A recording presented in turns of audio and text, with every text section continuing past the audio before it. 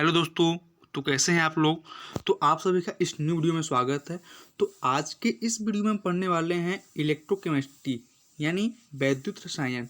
आइए, जो हमारा है ये लेसन 5 है। तो देखते हैं इसमें हमें क्या पढ़ना है। सबसे पहले आगे देखते हैं रेडॉक्स अभिक्रिया यानी रेडॉक्स रिएक्शन। तो रेडॉक्स रिएक्शन में क्या होता है आइए जानते हैं। तो रेडॉक्स शब्द दो शब्दों से मिलकर बना है। किससे? रेडॉक्स शब्द दो शब्दों से मिलकर बना है। रेड धन ox equal to redox. Redox अभिक्रिया एक प्रकार की रासायनिक प्रक्रियाएं हैं जिनमें परमाणुओं की ऑक्सीकरण स्थिति में परिवर्तन होता है। इस अभिक्रियाओं में विभिन्न रासायनिक पदार्थों के मध्य इलेक्ट्रॉनों का स्थानांतरण होता है। इन अभिक्रियाओं में एक पदार्थ का ऑक्सीकरण और दूसरे पदार्थों का अपचयन होता है। क्या होता है? इन अभिक्रिया जो होता है इनमें एक पदार्थ का ऑक्सीकरण होता है और जो दूसरा पदार्थ होता है उसका अपचयन होता है। इसे देखते हैं, यहाँ पे एक जिंक है जिसका रिएक्शन हो रहा है तो Zn2+ आयन प्लस 2E रिडायन बन रहा है। वही Fe2+ आयन है तो Fe3+ आयन प्लस E रिडायन बन रहा है। क्लियर है। उसके बाद देखते हैं, किसी अणु परमाणु अथवा आयन द्वारा इलेक्ट्रॉनों का त्याग करना ऑक्सीकरण कहलाता है। जब कोई अणु अथवा आयन अपने इलेक्ट्रॉनों को त्याग करता है तो क्या कहलाता है? ऑक्सीकरण। जबकि किसी अणु परमाणु अथवा आयन द्वारा इलेक्ट्रॉनों को ग्रहण करना ये अपचयन कहलाता है। जब किसी इलेक्ट्रॉन को त्यागता है तो ऑक्सीकरण कहलाता है, जब ग्रहण करता है तो क्या होता है? वो अपचयन कहलाता है। क्लियर है। जैसे यहाँ पे देख लीजिए, क्या है ये? Cl2 है प्लस 2E रिडायन। जब रिएक्शन कर रहा है तो 2Cl रिडायन बन रहा है। वही S प्लस 2E रिडायन तो H2 रिडायन। क्लियर है, स्पष्ट है। अब आइए ऑक्सीकरण जानते हैं। ऑक्सीकरण क्या होता है? तो ऑक्सीकरण ये है कि ऐसे रसायन जिनमें अन्य रसायनों के ऑक्सीकरण करने की क्षमता होती है उन्हें ऑक्सीकारक कहा जाता है। जैसे एग्जाम्पल में ऑक्सीजन। ऐसे रसायन जिनमें अन्य रसायनों के ऑक्सीकरण करने की क्षमता होती है उसे ऑक्सीकारक कहा जाता है। इसका एग्जाम्पल सबसे बेहतरीन क्या है? ऑक्सीजन। क्लियर है बच्चों। तो आइए देखते हैं अब चायक। अब चायक क्या होता है? तो ऐसे पदार्थ जो अन्य पदार्थों का अपचयन करने की क्षमता रखते हैं अपचायक या अपचयन एजेंट कहा जाता है। क्लियर है। अब रेडॉक्स अभिक्रियाएं के कुछ काइंड्स होते हैं, कुछ प्रकार हैं। आइए जानते हैं कि रेडॉक्स अभिक्रिया कौन से प्रकार हैं। तो सबसे पहले जो हमारा रेडॉक्स अभिक्रिया का काइंड्स वो क्या है? दहन अभिक्रियाएं। क्या है? दहन अभिक्रियाएं। तो दहन अभिक्रिया एक यौगिक और आणविक ऑक्सीजन O2 के मध्य होने वाली वह अभिक्रिया है जिससे ऑक्सीजन युक्त उत्पादन बनता है। जब अभिकारकों में हाइड्रोकार्बन होता है तो उत्पाद में कार्बन डाइऑक्साइड और जल शामिल होते हैं। जैसे देखिए, यहाँ एक रिएक्शन है। देखिए रिएक्शन का आधार समझ सकते हैं। 2C8H18 प्लस 25O2 ऑक्सीजन है, मतलब 25 O2 है। जब रिएक्शन कर रहा है तो 16 कार्बन डाइऑक्साइड बन रहा है प्लस 18 जल H2O। क्लियर है, स्पष्ट है। उसके बाद देखते हैं दूसरा हमारा क्या कह रहा है कि विषम अभिक्रियाएं। क्या है? विषम अभिक्रियाएं। ये कह रहा है कि विषम अभिक्रियाएं एक ऐसी अभिक्रिया है जिनमें एक ही पदार्थ का ऑक्सीकरण और अपचयन दोनों होते हैं। निम्नलिखित अभिक्रियाओं एक उदाहरण है जिसमें हाइपोक्लोराइड का ऑक्सीकरण व अपचयन दोनों होते हैं। क्या है? हाइपोक्लोराइड। इसका नाम याद कर लीजिए, क्या? हाइपोक्लोराइड। क्या? हाइपोक्लोराइड का ऑक्सीकरण व अपचयन दोनों होता है। जैसे देख लीजिए 3CIO रिडायन है।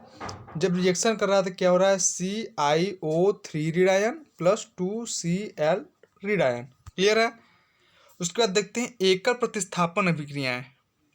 क्या है? एकल प्रतिस्थापन अभिक्रिया।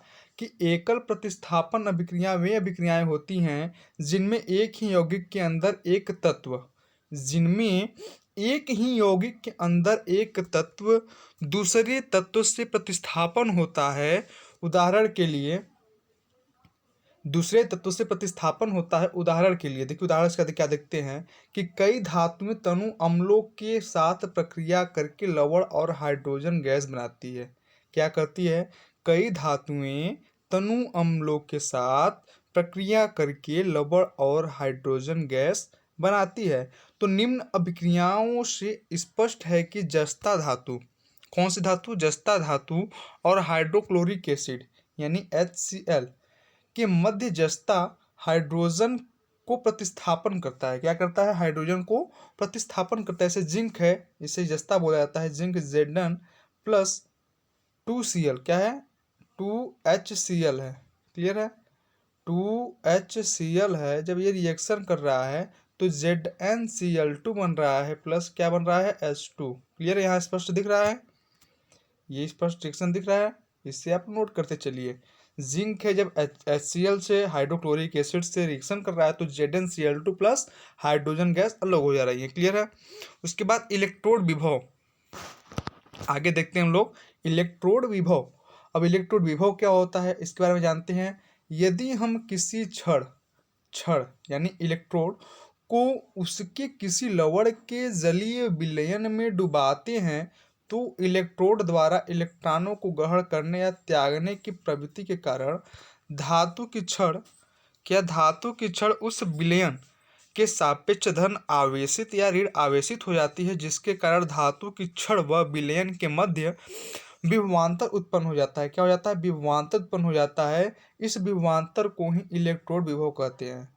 इस विभवांतर को ही इलेक्ट्रोड विभव कहती हैं। अब इलेक्ट्रोड विभव निम्न कारकों पर निर्भर करता है। किन पे, निम्न कारकों पर निर्भर करता है। जैसे कि पहला हमारा क्या कह रहा है कि विलयन की सांद्रता, जो इलेक्ट्रोड विभव है वो विलयन की सांद्रता पर निर्भर करता है। दूसरा धातुओं की प्रकृति पर, तीसरा टेम्परेचर यानी ताप पे, चौथा क्या है, विद्युत अपघटन की प्रकृति पे, विद्युत अपघटन की प्रकृति। क्लियर है। अब आते हैं आगे, पढ़ते हैं मोस्ट इंपॉर्टेंट टॉपिक, निर्दिष्ट व्याख्या द्वारा इलेक्ट्रोड विभव की व्याख्या। निर्दिष्ट व्याख्या द्वारा इलेक्ट्रोड विभव की व्याख्या। तो सन 1889 में जर्मन वैज्ञानिक निर्नस्ट ने धातु और उसके लवण के विलयन के बीच के संबंध को लेकर व्याख्या दी। इससे निर्नस्ट व्याख्या कहा जाता है। क्या कहा जाता है, निर्नस्ट व्याख्या कहा जाता है। तो इनके अनुसार धातु और विलयन के मध्य दो प्रकार के दाब कार्य करते हैं। इनके अनुसार धातु और विलयन के मध्य दो प्रकार के दाब कार्य करते हैं। दो प्रकार के दाब। अब दोनों दाब कौन कौन सा है, क्रम वाइज जानते हैं। सबसे पहला क्या है, विद्युत अपघटनीय विलयन दाब। कौन सा है, विद्युत अपघटनीय विलयन दाब। क्लियर दिख रहा है। तो इस दाब के कारण धातु की प्रकृति इलेक्ट्रॉन खोकर धनायनों के रूप में विलयन में जाने की होती है। क्या होती है, इस दाब के कारण धातु की प्रवृत्ति इलेक्ट्रॉन खोकर धनायनों के रूप में विलयन में जाने की होती है। इलेक्ट्रॉन धातु की छड़ पर जमा हो जाते हैं। कहाँ हो जाते हैं, इलेक्ट्रॉन जो होते हैं वो धातु की छड़ पर जमा हो जाते हैं। अतः धातु की छड़ ऋणावेशित हो जाती है। यह धातु की ऑक्सीकरण प्रक्रिया है। क्या होती है, ऋणावेशित हो जाती है। ये जो धातु की होती है वह ऑक्सीकरण प्रक्रिया है, जिसे हम इस रिएक्शन द्वारा समझते हैं। जैसे ये M है, क्लियर है, जब रिएक्शन कर रहा है तो Mn प्लस आयन बन रहा है प्लस Ne ऋण, ये क्या हो रहा है, हमारा ऑक्सीकरण हो रहा है। क्या हो रहा है, ऑक्सीकरण। क्लियर है। उसके बाद आगे देखते हैं परासरण दाब। जो दूसरा हमारा है क्या है, परासरण दाब। तो इसके बारे में हम पढ़ते हैं कि क्या कर रहा है ये। परासरण दाब के कारण विलयन में उपस्थित धातु के आयनों की प्रकृति धातु छड़ पर जमा होने की होती है। इस प्रकार धातु की छड़ पर धनावेश आ जाता है और वह धनावेशित हो जाती है। यह धातु की अपचयन प्रक्रिया है। क्या है, ये धातु की अपचयन प्रक्रिया है। आइए देखते हैं इसको फिर से कि परासरण दाब क्या है। परासरण दाब के कारण विलयन में उपस्थित धातु के आयनों की प्रकृति धातु छड़ पर जमा होने की होती है। इस प्रकार धातु के छड़ पर धनावेश आ जाता है और वह धनावेशित हो जाते हैं। यह धातु की अपचयन प्रक्रिया है। क्लियर है बच्चों। अब आगे चलते हैं, क्या कर रहा है, इसको भी रिएक्शन द्वारा समझाया गया। तो ये देखते हैं, Mn प्लस आयन है। क्लियर, Mn प्लस है प्लस Ne ऋण है। जब रिएक्शन कर रहा है तो M बन रहा है क्या है, अपचयन है, अपचयन। क्लियर है। उसके बाद आगे देखते हैं निर्णय समीकरण। निर्णय समीकरण क्या होता है ये देखते हैं इसके बारे में। जब किसी धातु की छड़ को उसके लवण के विलयन के मध्य रखा जाता है। किसके? उसके लवण के विलयन के मध्य रखा जाता है। तो धातु छड़ तथा विलयन के बीच एक इलेक्ट्रोड क्या होता है? एक इलेक्ट्रोड विभव उत्पन्न हो जाता है। इस निकाय को अर्धशेल कहते हैं। क्या कहते हैं? इस निकाय को अर्धशेल कहते हैं। अब अर्धशेल में इलेक्ट्रोड विभव विलयन में आयनों के सांद्रण पर निर्भर करता है। किस पे करता है? आयनों की सांद्रता पर, सांद्रण पर। निर्नष्ट ने इलेक्ट्रोड विभव तथा विलयन में धातु आयन की सांद्रता के मध्य एक संबंध स्थापित किया, जिसे निर्नष्ट समीकरण कहा गया। किसे निर्नष्ट समीकरण कहा गया? कि विलयन में आयनों के सांद्रण पर निर्भर करता है। निर्नष्ट ने इलेक्ट्रोड विभव तथा विलयन में धातु आयन की, जो इलेक्ट्रोड में विभव तथा विलयन में धातु आयन की सांद्रता के मध्य एक संबंध स्थापित किया। एक जो संबंध स्थापित किया गया उसे ही निर्नष्ट समीकरण कहा जाता है। क्लियर है? अब यहाँ पे देखते हैं निर्नष्ट समीकरण किसे कहा जाता है। रिएक्शन द्वारा जो हमारा क्या है, Mn+ आयन है प्लस n नीरिड। जब ये रिएक्शन कर रहा है तो क्या बन रहा है? MS। क्लियर है? अब उसके बाद आइए देखते हैं E है। E से ही इसको डिनोट करते हैं। E=E0 है प्लस 2.303 RT, यही है ना? 303 RT अपान NF log Mn+ आयन अपान M। ये समीकरण हमारा 1 हो गया। क्लियर है? उसके बाद क्या कहा जाता है कि चूंकि ठोस की सांद्रता 1 m ली जाती है, 1 मोल ली जाती है। ठोस की सांद्रता क्या? 1 m ली जाती है, तो इसलिए 1 m = 1, तो E = E0 + 2.303 RT अपान n log Mn+ ion. Clear है? ये समीकरण 2 हो गया। अब समीकरण 1 और 2 से निर्नष्ट समीकरण कहलाती है। जो समीकरण 1 और 2 हमारी बनी है, कौन सी? एक समीकरण हमारी ये थी, एक समीकरण ये है। एक समीकरण 1 और 2 से जहाँ E = इलेक्ट्रोड विभव, जिसे हम वोल्ट कहते हैं, इलेक्ट्रोड विभव यानी जिसे हम वोल्ट कहते हैं। क्लियर है? वही दूसरा मानक इलेक्ट्रोड विभव, ये E0 है, मानक इलेक्ट्रोड विभव। क्लियर है?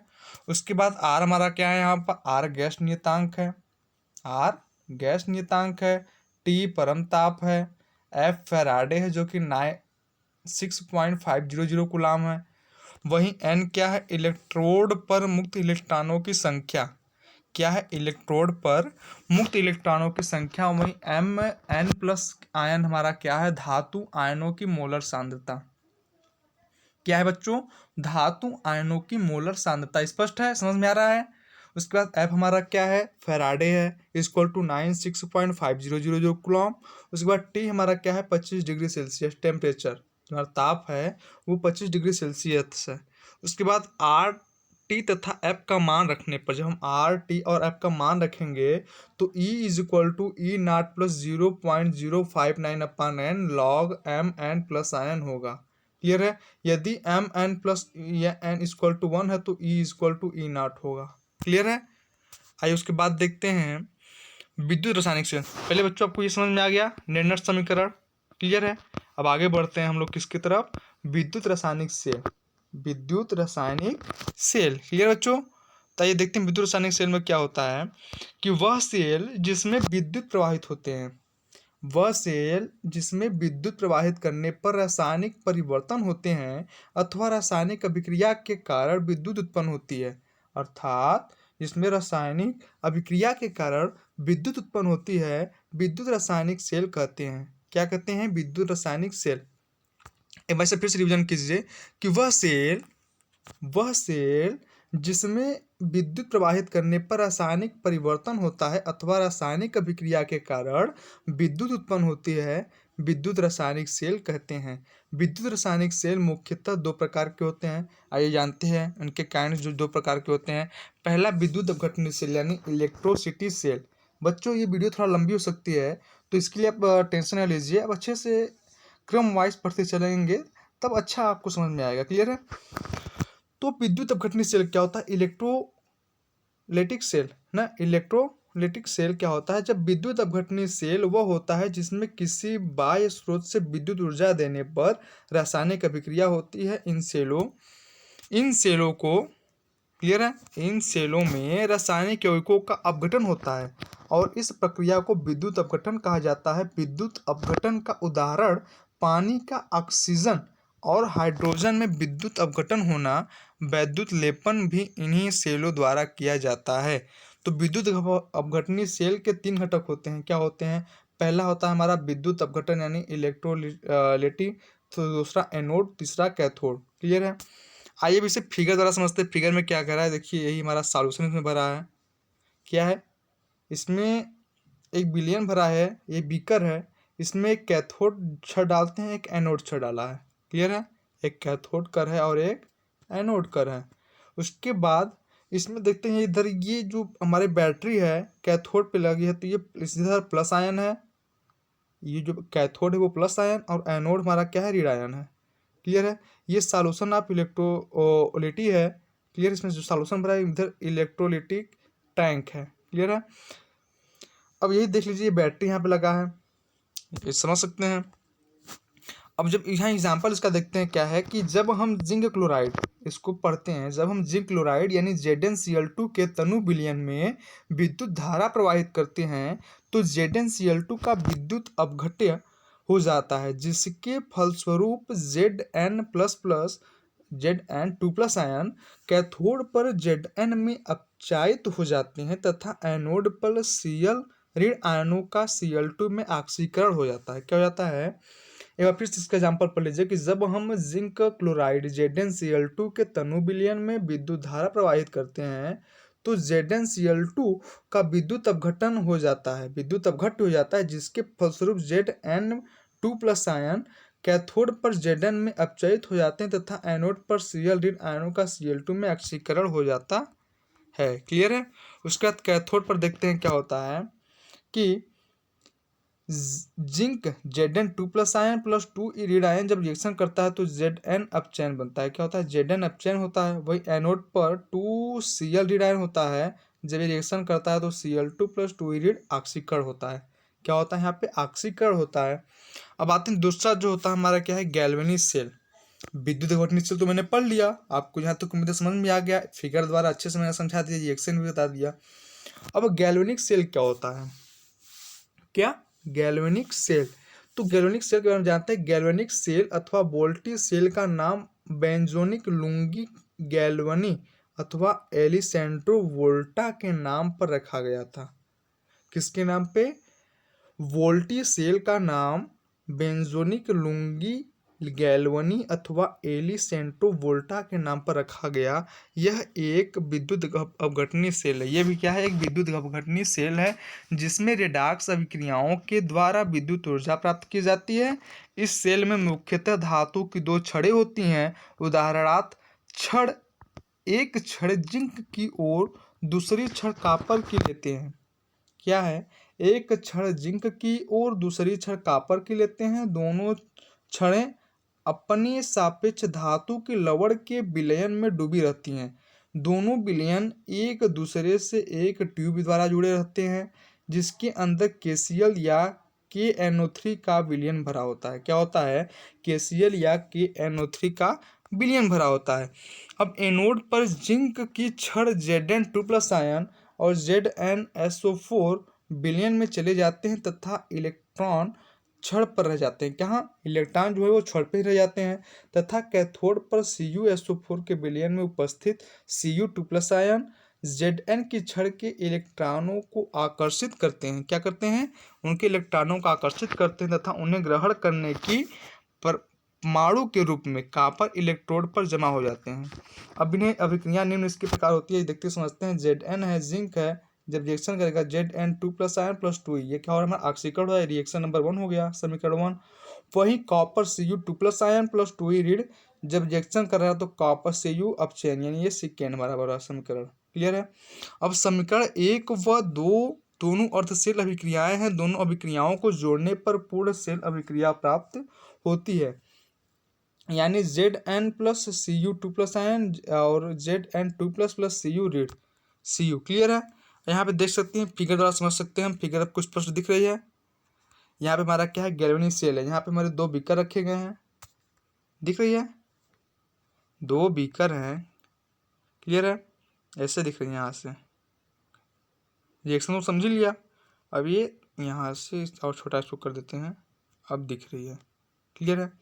देखिए ये हमारा क्या है, एक ये बीकर है और एक ये बीकर है, क्लियर। दो बीकर हमारे हो गए। उसके बाद दो बीकर हो गए। उसके बाद इसमें क्या है, इसमें ZnSO4 सॉल्यूशन है। क्या है, ZnSO4, और इसमें CuSO4 है। क्या है, कॉपर सल्फेट है, इसमें जिंक सल्फेट है। और इसमें क्या है, एक कांच की ट्यूब लगी है। क्या है, कांच की ट्यूब लगी जो कॉटन वूल प्लग है, क्लियर है। साल्ट ब्रिज है, KCl, इसे ही लवण सेतु कहते हैं, KCl सॉल्ट ब्रिज। और इधर एनोड है, इधर कैथोड की है, ये जी है, क्लियर है। और इधर जिंक रॉड है और इधर कॉपर रॉड है, क्लियर है। यही जब इसको हम इस फिगर के माध्यम से अच्छे समझ सकते हैं, क्लियर है, आपको स्पष्ट दिख रही है, क्लियर है। ये हमारा सॉल्ट ब्रिज हो जाएगा। अब आगे चलते हैं, गैल्वेनिक सेल तो हो गया। अब विद्युत अपघटनीय सेल और गैल्वेनिक सेल में अंतर, ये बहुत ही इंपॉर्टेंट टॉपिक है, एग्जाम में बहुत बार पूछे गए हैं। विद्युत अपघटनीय सेल और गैल्वेनिक सेल में अंतर, दोनों में डिफरेंट क्या होते हैं देखते हैं। तो विद्युत अपघटनीय सेल गैल्वेनिक सेल में अंतर, पहला क्या कह रहा है, विद्युत अपघटनीय सेल की एक बाह्य ऊर्जा स्रोत की आवश्यकता होती है। इसमें क्या होती है, एक बाह्य ऊर्जा स्रोत की आवश्यकता होती है, जबकि गैल्वेनिक सेल स्वयं ऊर्जा का स्रोत है, इसमें बाह्य स्रोत की आवश्यकता नहीं होती। और दूसरा क्या कह रहा है कि इसमें विद्युत ऊर्जा देने पर रासायनिक अभिक्रिया होती है। जब विद्युत ऊर्जा इसमें देंगे तभी रासायनिक अभिक्रिया होगी, जबकि इसमें रासायनिक अभिक्रिया के फलस्वरूप विद्युत ऊर्जा उत्पन्न होती है। इसमें रासायनिक अभिक्रिया के फलस्वरूप विद्युत ऊर्जा उत्पन्न होती है। वही तीसरा क्या इसमें कर रहा है कि विद्युत ऊर्जा को रासायनिक ऊर्जा में बदलती है। ये क्या करती है, विद्युत ऊर्जा को रासायनिक ऊर्जा में बदलती है, वही ये रासायनिक ऊर्जा को विद्युत ऊर्जा में बदलती है, उसका अपोजिट कार्य करती है। रासायनिक ऊर्जा को विद्युत ऊर्जा में बदलती है, रासायनिक ऊर्जा को रासायनिक ऊर्जा में बदलती है विद्युत ऊर्जा को, क्लियर है। उसके बाद चौथा क्या कर रहा है कि इस सेल का कैथोड ऋणात्मक होता है। इस सेल का जो कैथोड होता है वो ऋणात्मक होता है, ऋण आवेश होता है, और इस सेल का कैथोड पॉजिटिव होता है, धनात्मक होता है, क्लियर है। उसके बाद एनोड पर ऑक्सीकरण होता है। इसमें एनोड पर ऑक्सीकरण होता है और इसमें एनोड पर अपचयन होता है। वही सातवां पॉइंट करा कि कैथोड पर अपचयन होता है, वही कैथोड पर ऑक्सीकरण होता है। क्या होता है, कैथोड पर ऑक्सीकरण होता है, क्लियर है। अब आगे चलते हैं, विद्युत रासायनिक श्रेणी क्या है हमारा, विद्युत रासायनिक श्रेणी। अब विद्युत रासायनिक श्रेणी क्या कह रहा है कि जब विभिन्न धातुओं को एक उनके मानक अपचयन विभव, विद्युत रासायनिक श्रेणी हमारा कह रहा है कि जब विभिन्न धातुओं को उनके मानक अपचयन विभवों के बढ़ते हुए क्रम में रखा जाता है तो जो श्रेणी प्राप्त होती है उससे विद्युत रासायनिक श्रेणी कहा जाता है। क्या कहा जाता है, फिर से रिवीजन करते हैं। जब विभिन्न धातुओं को उनके मानक अपचयन विभवों के बढ़ते हुए क्रम में रखा जाता है तो जो श्रेणी प्राप्त होती है उससे विद्युत रासायनिक श्रेणी कहा जाता है। आगे देखते हैं, अतः इस श्रेणी में अपचायक अपने घटने क्रम में ऊपर से नीचे की ओर ऑक्सीकरण अपने बढ़ते क्रम में ऊपर से नीचे श्रेणीबद्ध होते हैं। अतः इस श्रेणी में अपचायक अपने घटते क्रम में ऊपर से नीचे की ओर ऑक्सीकरण अपने बढ़ते क्रम में ऊपर से नीचे श्रेणीबद्ध होते हैं। अब विद्युत रासायनिक श्रेणी के अनुप्रयोग आइए जानते हैं कि विद्युत रासायनिक श्रेणी के क्या क्या अनुप्रयोग है। सबसे पहला क्या कर रहा है हमारा, धातुओं की क्रियाशीलता। दूसरा पॉइंट कर रहा है धातुओं का धन विद्युतीय गुण, धातुओं का क्या होता है, धन विद्युतीय गुण। वही तीसरा हमारा टॉपिक कर रहा है कि विस्थापन अभिक्रियाएं। चौथा कर रहा है कि धातुओं की अपचायक क्षमता। पांचवा धातुओं की ऑक्सीकरण क्षमता, क्लियर है। उसका छठवां हमारा कह रहा है, सातवां कि धातुओं का निष्कर्षण, धातुओं का निष्कर्षण। अब आगे टॉपिक हमारा क्या है, विद्युत रासायनिक श्रेणी के मुख्य गुण। इनके कुछ गुण भी हैं, प्रॉपर्टीज, आइए जानते हैं। पहला क्या कह रहा है कि धातुओं को मानक अपचयन विभव के बढ़ते हुए क्रम में रखा जाता है। जो धातु हैं उनको मानक अपचयन विभव के बढ़ते हुए क्रम में रखा जाता है। वही दूसरा हमारा क्या कह रहा है कि ऊपर से नीचे की ओर जाने पर इलेक्ट्रॉन को ग्रहण करने की प्रवृत्ति बढ़ती जाती है। जब हम ऊपर से नीचे की ओर जाते हैं तो इलेक्ट्रॉन को ग्रहण करने की प्रवृत्ति क्या होती है, बढ़ती जाती है। वही तीसरा पॉइंट हमारा कह रहा है कि ऊपर से नीचे की ओर जाने पर इलेक्ट्रॉनों को त्यागने की प्रवृत्ति घटती है।